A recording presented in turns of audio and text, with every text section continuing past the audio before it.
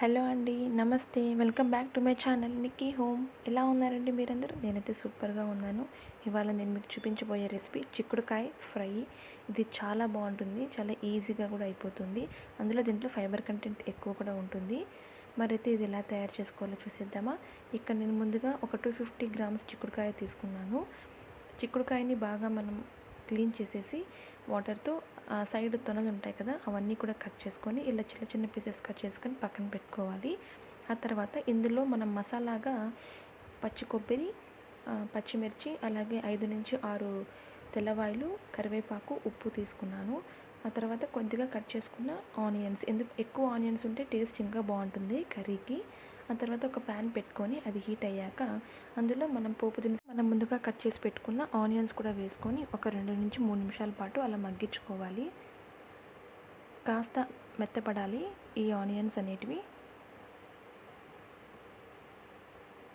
ఇవి కాస్త మెత్తబడిన తర్వాత గోల్డెన్ కలర్లోకి వచ్చిన తర్వాత ఒక చిటికెడంత పసుపు, ఒక 1/4 టీ స్పూన్ పసుపు వేసుకొని ఇంకొక 2 సార్లు అలా మగ్గించుకోవాలి. ఎందుకంటే పసుపు వేసాక ఇంకా తొందరగా మగ్గుతుందన్నమాట ఫ్రై అనేది.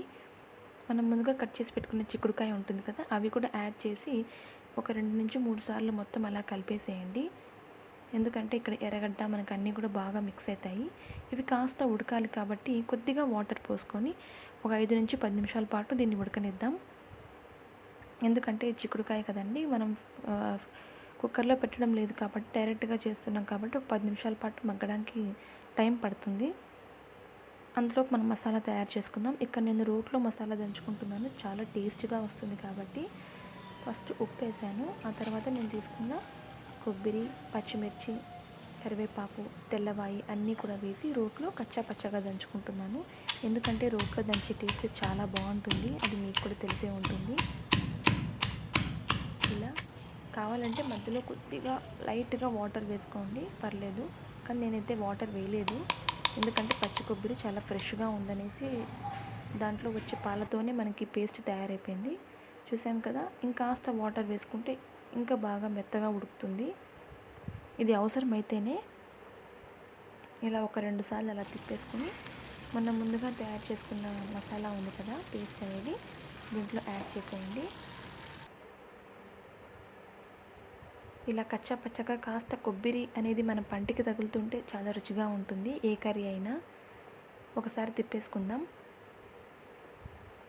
ఇంకొక 2 నిమిషాల పాటు మగ్గనిద్దాం. ఎందుకంటే మనం ఇందాక మసాలా వేసాం కదా, ఆ కొబ్బరి సువాసన అనేది కూరకి బాగా పట్టుకుంటుంది.